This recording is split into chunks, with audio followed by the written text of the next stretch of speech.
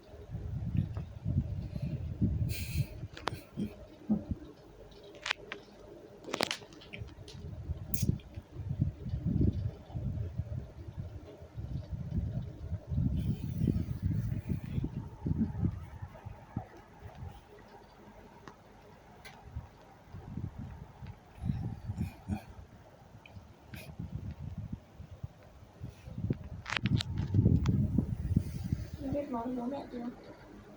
Chắc chưa nói đâu.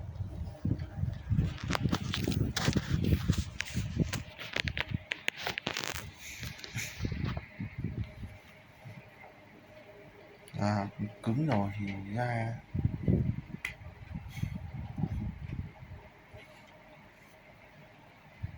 Giờ nó thải hết ra.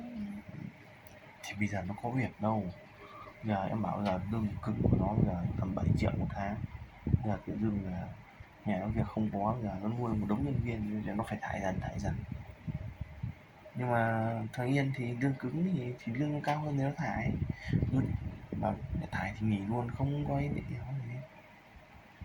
Bây giờ nó ở đấy nó là cứng nhất mẹ. Bây giờ mà bọn đấy nó còn như vậy thì thôi bỏ luôn.